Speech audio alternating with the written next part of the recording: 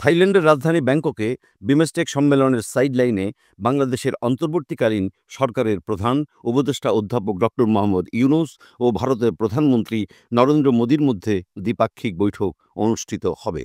প্রথমবারের মতো অধ্যাপক ইউনূস ও নরেন্দ্র মোদির মধ্যে এই বৈঠক হতে যাচ্ছে। প্রধান উপদেষ্টার কার্যালয়ের একটি নির্ভরযোগ্য সূত্র আজ বুধবার বাসসকে এ তথ্য নিশ্চিত করেছে।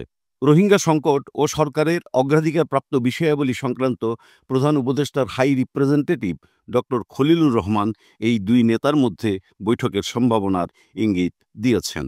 বুধবার ঢাকার ফরেন সার্ভিস একাডেমিতে এক মিডিয়া ব্রিফিংয়ে খলিলুর রহমান বলেন, আমরা ভারতের সঙ্গে এই বৈঠক আয়োজনের অনুরোধ করেছি।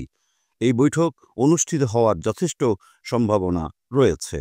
এক প্রশ্নের জবাবে ডক্টর খলিলুর রহমান বলেন, বিমস্টেক সদস্য রাষ্ট্রগুলোর নেতারা সংস্থাটির ভবিষ্যৎ কার্যক্রম নিয়ে প্রধান উপদেষ্টার সঙ্গে আলোচনা করবেন। তাই অধ্যাপক ইউনূস ও নরেন্দ্র মোদির মধ্যে বৈঠক হওয়ার সুযোগ রয়েছে। তিনি বলেন, এই বৈঠক নিয়ে আমাদের আশাবাদী হওয়ার যথেষ্ট কারণ রয়েছে। হাই রিপ্রেজেন্টেটিভ আরও জানান, প্রধান উপদেষ্টা বিমস্টেক সদস্য রাষ্ট্রগুলোর নেতাদের সঙ্গে দ্বিপাক্ষিক বৈঠক করবেন।